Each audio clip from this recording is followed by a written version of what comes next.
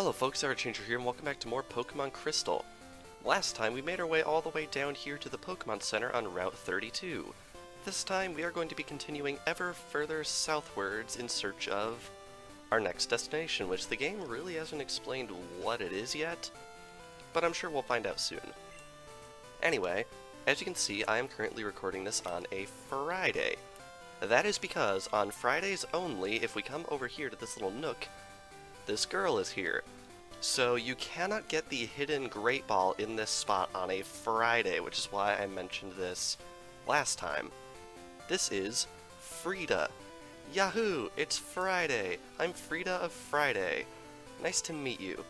Here's a poison barb for you, and we get a poison barb, which is basically what the Miracle Seed and the Pink Bow do, except for poison type moves, which is pretty neat. Give it to a Pokemon that has a poison-type move. Oh, it's wicked. You'll be shocked how good it makes poison moves.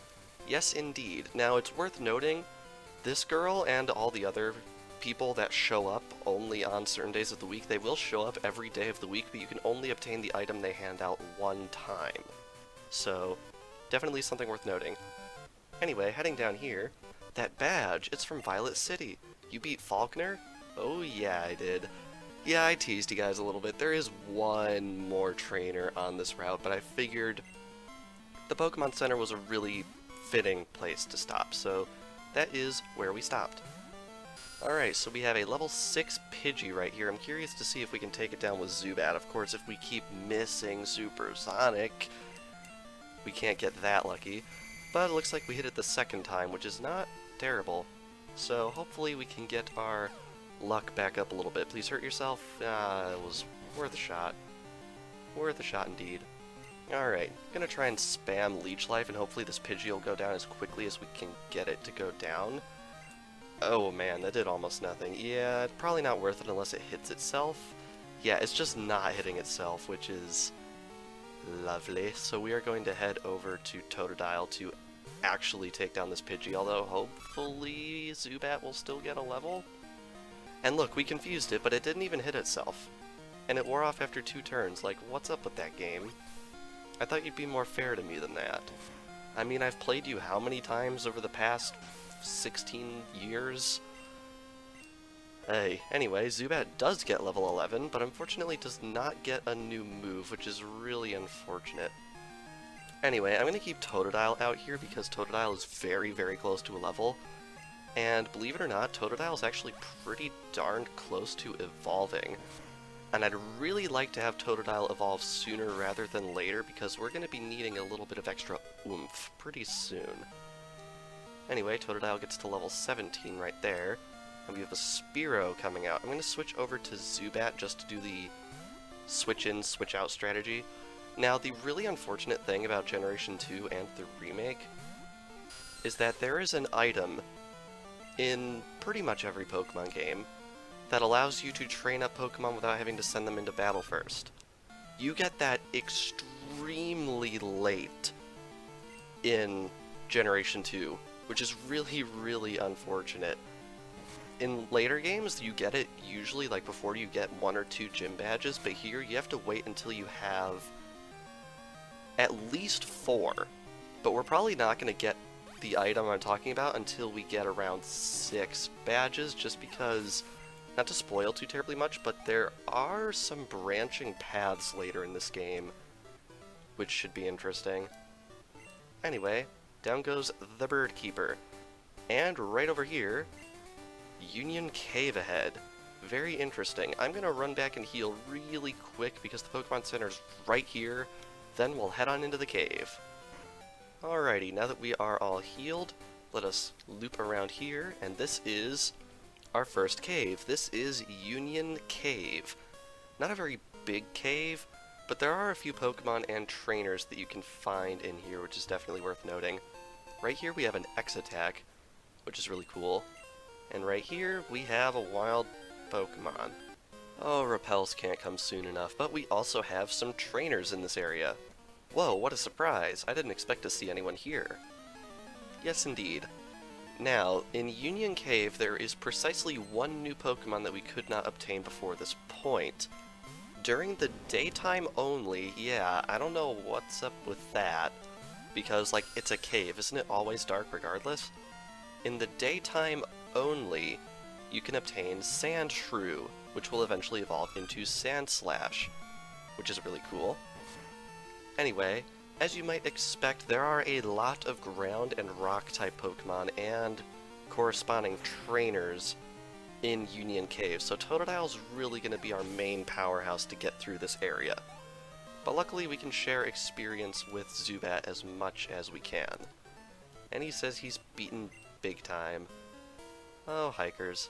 And right here we have another trainer, and as you can see, the spinners in this game are kinda crazy. You're headed to Azalea, aren't you? Let my Pokemon see if you're good enough to battle. Yes, indeed. Right here, this guy reveals to you, if you haven't been looking at the town map, that the next town on our quest is, in fact, Azalea Town, which is really neat. But yeah, the spinners in this game are crazy. Spinner is basically a term that mainly speedrunners use to identify trainers in Pokemon games that will look in random directions instead of staying focused in one direction. The spinners in Generation 2 are ridiculous. Because you know how there's a certain amount of time for your character to move from one tile to the next tile, like when you're walking? Well, spinners in Generation 2 can look in up to like 3 or 4 different directions in the time it takes to travel that one tile. It's crazy, and it makes for some really funny moments in speedrun attempts. Anyone who's in that field or likes watching those types of videos would know. Some of them are pretty great, but it's also really tragic when someone gets caught by one when they don't mean to. But yeah, anyway, got another Geodude right here. This one's level 6 instead of level 4, so hopefully we can get a little more experience off these guys. I mean, I know they technically have to balance it out if you're training like multiple Pokemon at the same time, but look, it's level 6 and my Totodile's level 17. And Zubat is quite honestly not too terribly far behind. So I think you could boost the levels a little bit. There we go, level 8. Level 8 is definitely something I can get behind. In fact, Zubat might get to level 12 off of this thing? I'm not sure, it might. Huge might, but I'd really, really like it to. Alright, Water Gun going right on through there, and let's see if we can get that level up that I am so dearly hoping for. The answer is no. But something tells me we're pretty close. I'd really, really like Zubat to learn a new move, because Leech Life really doesn't cut it. It actually looks like in this wild battle we might be able to get a level up on Zubat, so let's try and see if we can do that. Oh boy, Defense Curl right there, that's a fun one, but luckily Water Gun is a special move, so it doesn't matter. And down it goes, and I haven't mentioned it yet, but I'm once again very thankful that the Generation 5 Sturdy buff isn't in this game. And Zubat learns Bite, oh man, that's an awesome level up. Nice. Alright, continuing onwards down here, I believe there's an item? Yes, right here, there's yet another Great Ball, which means we have like 3 of these things in the past couple of episodes alone? That's crazy. Zubat's Supersonic keeps confusing my Pokemon. I'm seriously upset about that. That's a really, really iconic line of this game. One of my favorites. Like, it's great. Anyway, Fire Breather Bill wants to battle. Very interesting. Now, I have to wonder why they named this trainer Bill, considering there's another major character in the game at a later point also named Bill? Not sure what's up with that. Because the localizers tend to keep important trainers' names like reserved, so other trainers in the game can't have those names. So for example, I'm pretty sure there's a trainer somewhere in this game named Norman, and in the remake they renamed him because in Generation 3, the game after this one, they introduced a major character named Norman. And something tells me they're going to be renaming characters like that in future remakes as well. Which I guess is okay? But I don't know, I feel like they should try and preserve stuff in the remakes as much as they possibly can, so I'm not sure if I agree with renaming characters like that. I don't know, I'm a purist when it comes to this game in particular. Like, I could really care less if they changed something in the Ruby and Sapphire remake, but you don't touch my gold silver crystal. I like me my gold silver crystal. Anyway, he flamed out. Oh, poor guy. Heading onwards this way. I really miss my repels. Alright, right here we have a potion, which is really nice because I actually had to use a couple in the Sprout Tower video. I promise we're almost through this cave. I promise, promise, promise. Anyway, right here we have another trainer. I roam far and wide in search of Pokemon. Are you looking for Pokemon too? Then you're my collecting rival. Alright, buddy, if you say so. I mean, I have a living Pokedex in the newest games, and I'm only missing 1, 2, 3, 4, 5, 6. I think I'm only missing 6 Pokemon, so you got some catching up to do, buddy. Anyway, I kind of want to try out Zubat's Bite attack just to see how much it does. It does a lot. I mean, the fact that it's super effective makes a difference, and also, Bite has a slight chance of causing a Pokemon to flinch, which is basically game speak for it doesn't get to move that turn. Also worth noting, Bite is our first instance of a Dark-type move. And it's interesting because in Generation 1, Bite was a normal-type move, so they actually changed it in this one, which is really fascinating. Anyway, down goes Pokemaniac Larry. Oh, my poor Pokemon. Ah, poor you. Alright, let's head down this little thing right here, and there is actually a basement portion of this cave. Now, it is worth noting, even though there is water in this area, there are no Pokemon that we can get with the Old Rod that we could not get before, so that's why I'm not mentioning any. Anyway, we get TM39, which the game still doesn't tell us what it is. Swift. That is an interesting move. It is a normal type move, like 60 power, somewhere around there, and it will always hit the opponent, which is really neat. What's not neat are all these wild Pokemon messing with Mamaxi. Anyway, right here we have X-Defend, which I believe I went over previously because you can buy those in stores. You know what? I'm going to show this fight just because both of my Pokemon... Oh wow, it's an Onix. Just because both my Pokemon are really, really close to level ups, we might as well just get them, because otherwise I'll feel guilty for just running away from all these Pokemon because I want to show the evolution. Yeah, I spoiled it. I want to show the evolutions on screen. Totodile does evolve at level 18, which should be really fun. Hopefully we can get that level up right here. I'd really, really like to get it. It's going to be close. It's going to be real close. 61, I think we're going to get it. Zubat gets level 13. Oh, it's so close. Come on. Well, got one more fight going for it. Ay. Just when I thought I was gonna do a thing, the game decides I was not qualified to do said thing. That's what I'm seriously upset about. I mean, forget Zubat. Zubat really isn't bothering me all that much with all of its supersonic usage. If it's anything like my Zubat, it's probably not hitting very often anyway. Alright. This is gonna get us to level 18. Correct? Yes. Totodile grew to level 18. And Totodile is evolving!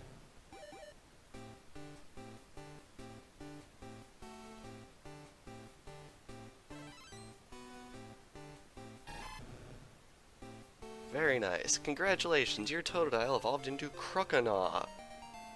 Very cool. That is our first instance of an evolution in this game. Evolution can be triggered by a bunch of different things. Mainly, they're going to be triggered by leveling up, but you can also trigger them by leveling up with high happiness, trading, or trading while holding an item, or using certain items on the Pokemon. And we're probably going to be exposed to at least a couple more of these phenomena as we go onwards. So yeah, keep it in mind, because there's a lot of variety when it comes to evolution in this game. Each Pokemon game tends to introduce a new method of evolution, and this one is no exception. Anyway, right there we have an Awakening, which does exactly what it sounds like. And if we head right up here, there is one more trainer for us. If it's light, a cave isn't scary. If you're strong, Pokemon aren't scary. Now that's another thing I really don't get. Why is Dark Cave dark, but this one is not?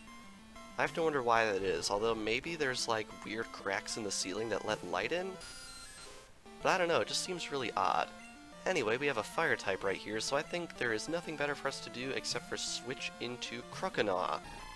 Now, when a Pokemon evolves, generally what's going to happen is its stats are going to go up, and thus it's going to do more damage. So it's a really major power boost over a normal level up, which is really, really nice. Now, there are some Pokemon that will actually have certain stats drop when they evolve, and there are also certain other Pokemon, although they're very rare, that will actually get their stats simply reorganized, but they won't have a net gain in total power, which is really, really interesting. They like to do some neat things with evolutions in Pokemon. Anyway, the game really just had to sneak in one more, didn't it? With that, we are out of Union Cave, yeah. Pretty short dungeon. Get used to that in this game. This is Route 33, and there are a whopping 0 new Pokemon on this route. I finally got through that cave. It was much bigger than I'd expected, really. Really. I got too tired to explore the whole thing, so I came outside. Right here, we have another fruit-bearing tree. It's Poison Cureberry, or PlayStation Network Cureberry, as I said a few videos ago. You're never going to be able to unsee that, I promise you. Anyway, right here we have another one of those spinners, and I want to fight him. I came through the tunnel, but I still have plenty of energy left. Yeah, we got some seriously contrasting opinions on this route, if I do say so. This is Hiker Anthony. I believe you can get this guy's phone number once you beat him, but I think all it is for is rematches, so I don't think it's really worth going into. Alright. Also, I find it really ironic. I didn't notice it last episode, but I noticed it in editing. I thought it was funny how my in-real-life mother called during a battle, and then immediately after that battle was over, the in-game mother called on the in-game phone. It's kind of poetic in a way, how that was like sort of our segue into that little feature. Anyway, taking down that, up next we have Machop, which is an interesting one. Machop is maybe our first fighting type that we've seen? I don't know. One of the first at least. Very, very interesting stuff. Unfortunately, we don't have much that is super effective on this guy. I'm just curious to see how much Bite is going to do. Not very much, because Bite is not very effective, but it does cause a flinch, which is really nice. So it looks like Zubat just sort of got in there, got a little chip damage, and then got back out. But yeah, unfortunately we don't have much to do against this thing in terms of super effectiveness, so we just have to throw at it what we got. Now, a fun story, it just used Low Kick right there, which is, as you might imagine, called something different in Japan.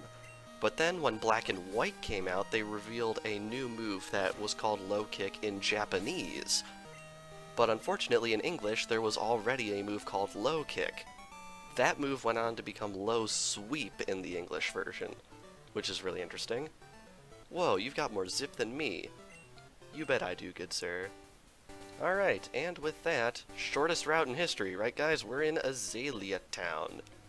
And right up here, we have this black-clad guy.